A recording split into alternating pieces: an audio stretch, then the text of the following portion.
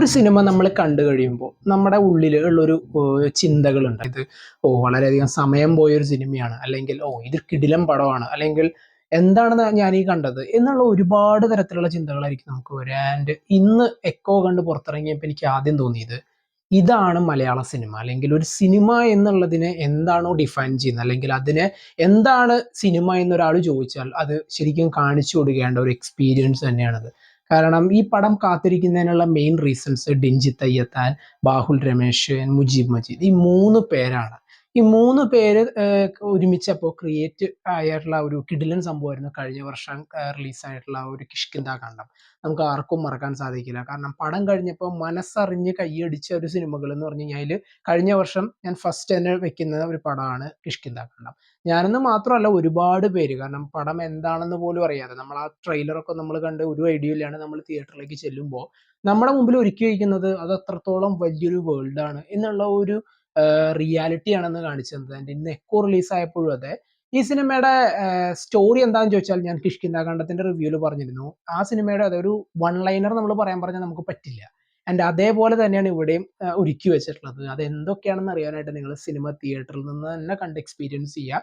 Cinema കാണാൻ പോകുന്നവരോടും cinema കണ്ടവരോടും എനിക്ക് പറയാനുള്ളത്, നമ്മൾ ഒരുപാട് സിനിമകൾ തിയേറ്ററിൽ പോയി കാണുകയും അല്ലെങ്കിൽ അതിനു വേണ്ടി നമ്മളൊരു സമയം ചെലവഴിക്കുകയും ചെയ്യും. കാരണം നമ്മളിൽ പലർക്കും സിനിമ കാണുന്നതായിരിക്കും ഏറ്റവും വലിയൊരു ഇഷ്ടമായിട്ടുള്ള ഒരു കാര്യം, അല്ലെങ്കിൽ നമ്മൾ എൻജോയ് ചെയ്യുന്ന ഒരു കാര്യം. അങ്ങനെ നമ്മൾ ആ സിനിമ കണ്ട് നമ്മൾ പുറത്തിറങ്ങുന്ന സമയത്ത് നമ്മുടെ മനസ്സിൽ ഒരുപാട് ചിന്തകൾ കടന്നു പോകുമ്പോഴും നമ്മൾ എന്തെങ്കിലുമൊക്കെ നമ്മുടെ ലൈഫിൽ ഒരു ടേണിംഗ് പോയിന്റ് ആയിട്ടോ, അല്ലെങ്കിൽ നമ്മുടെ ലൈഫിൽ എന്തെങ്കിലുമൊക്കെ ഒരു ചേഞ്ച് ഓഫർ ചെയ്യാനായിട്ട് സിനിമകൾക്ക് കഴിയുന്ന തീർച്ചയായിട്ടും വിശ്വസിക്കുന്ന ഒരാളാണ് ഞാൻ. അത് ഏത് രീതിയിൽ വേണമെങ്കിലും ആവാം. ചിലപ്പോൾ ഒരാളെ മോട്ടിവേറ്റ് ചെയ്യാനും, അല്ലെങ്കിൽ ഒരാളുടെ റിയൽ ലൈഫ് ഹാബിറ്റ് ഇങ്ങനെ എന്താ പറയുക, ഒരു ലൈഫ് അങ്ങനെ ആകെ അഴിഞ്ഞു കുഴഞ്ഞു കിടക്കുന്ന ഒരാള്, അയാളെ ചിലപ്പോൾ മാറ്റാനും ഒരു സിനിമയ്ക്ക് സാധിക്കും എന്ന് വിശ്വസിക്കുന്ന ഒരാളാണ് ഞാൻ. എൻ്റെ ഈ ഒരു സിനിമയിലേക്ക് വന്നാൽ ഇതിനെ എന്താണ് ഒറ്റ വാക്കിൽ ഡിഫൈൻ ചെയ്യാൻ പറ്റുക വെച്ചാൽ, ഒരു എന്താ പറയാ, ഒരു ഐ ഓപ്പണർ എന്നൊക്കെ പറയില്ലേ. നമ്മൾ ചിന്തിക്കുന്ന പല തോട്ട്സ് ഉണ്ട്. ആ ഒരു തോട്ടുകളെയൊക്കെ മാറ്റിമറിക്കാൻ കഴിവുള്ള ചില മെസ്സേജസ് സിനിമകളിൽ ഉണ്ടാവും. അത് ചിലർക്കത് അത്രത്തോളം എന്താ പറയാ, റിലേറ്റബിൾ ആയിട്ടായിരിക്കും കിട്ടുക. അല്ലെങ്കിൽ ഒരു സിനിമ കാണുമ്പോൾ അത്രത്തോളം റിലേറ്റ് ചെയ്യാൻ പറ്റുന്ന ചില സീനുകളോ അല്ലെങ്കിൽ എന്തെങ്കിലും ഒരു ഇൻസിഡന്റോ അതിലുണ്ടാവും. പക്ഷെ ഇതെനിക്ക് പറയാൻ പറ്റുന്നത് എന്താണെന്ന് വെച്ചാൽ, ഇന്ന് ഈ സിനിമ കണ്ട് പുറത്തിറങ്ങിയപ്പോൾ എനിക്ക് മിക്സ്ഡ് ആയിട്ടുള്ള ഒരുപാട് തോട്ട്സ് ആയിരുന്നു. അതായത് ഈ സിനിമ എന്താണ് ഇപ്പൊ കണ്ടത്, അതിലെങ്കിൽ ഇതിൽ ആരുടെ പെർഫോമൻസിനെ വേണം ഞാൻ ഹൈലൈറ്റ് ചെയ്ത് പറയാന്ന് വെച്ചാൽ എനിക്ക് ആൻസർ ഇല്ല. ഇതിന്റെ മ്യൂസിക്, ഇതിന്റെ technical side, entire technical side, അതിൽ ഏതെങ്കിലും ഒരു പെർട്ടിക്കുലർ സീക്വൻസിലത്തെ ആ ഒരു ഡിപ്പാർട്ട്മെന്റിന്റെ ഒരു എത്രത്തോളം ഒരു മികവ് പറയാൻ പറഞ്ഞു കഴിഞ്ഞാൽ ഏതെങ്കിലും രീതിയിൽ അത് സ്പോയിലർ ആവും എന്ന് എനിക്ക് തോന്നുന്നു. അതുകൊണ്ട് തന്നെ സിനിമയുടെ സ്റ്റോറിയിലേക്കോ അല്ലെങ്കിൽ ഒന്നിലേക്കോ ഞാൻ കടക്കുന്നില്ല.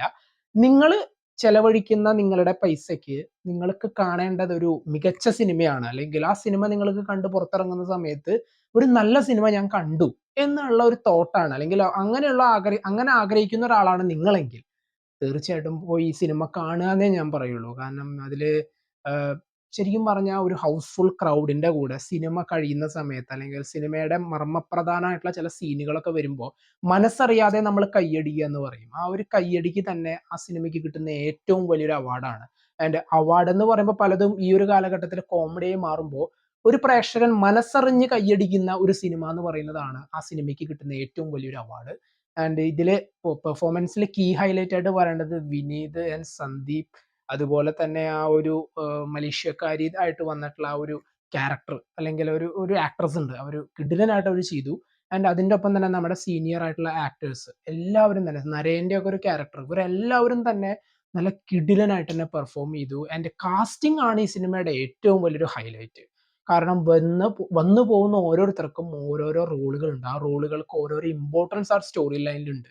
ആൻഡ് ഇവരുടെ ഒരു സിനിമയ്ക്ക് വേണ്ടിയിട്ട് നെക്സ്റ്റ് ഇവരുടെ ഒരു സിനിമ അനൗൺസ് ചെയ്ത് കഴിഞ്ഞാലും അത്രത്തോളം എക്സ്പെക്ടേഷൻ തന്നെയായിരിക്കും ഓരോ സിനിമ പ്രേമിയും അല്ലെങ്കിൽ ഒരു പ്രേക്ഷകനോ കാത്തിരിക്കുക. കാരണം അവർ ഡെലിവർ ചെയ്യുന്ന ആ ഒരു ക്വാളിറ്റി, ആ ഒരു കണ്ടന്റിന്റെ ആ ഒരു ക്വാളിറ്റി എന്ന് പറഞ്ഞത് അത്രത്തോളം ബെസ്റ്റ് ആണെന്ന് വീണ്ടും വീണ്ടും പറയിക്കുന്ന ഒരു പടം തന്നെയാണ് എക്കോ.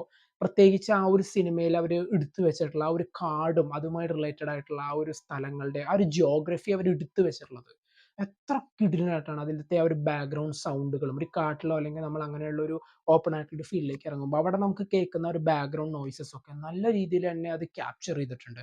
അങ്ങനെ ഓരോരോ ഡിപ്പാർട്ട്മെന്റുകളെ കുറിച്ച് നമ്മൾ പറയാനാണെങ്കിൽ എല്ലാം ഒന്നിനൊന്ന് മികച്ചത് എന്ന് പറയാവുന്ന ഒരു ഗംഭീര എക്സ്പീരിയൻസ് തന്നെയാണ്. സോ നിങ്ങൾ ഈ പടം കണ്ടിട്ടില്ല എന്നുണ്ടെങ്കിൽ തീർച്ചയായിട്ടും കാണാൻ ശ്രമിക്കുക. തിയേറ്ററിൽ നിന്ന് തന്നെ കാണാൻ ശ്രമിക്കുക. ഈ വർഷത്തെ മലയാളത്തിൽ നിന്നുള്ള നല്ലൊരു ബെസ്റ്റ് മൂവി എക്സ്പീരിയൻസ് തന്നെയാണ് എക്കോ.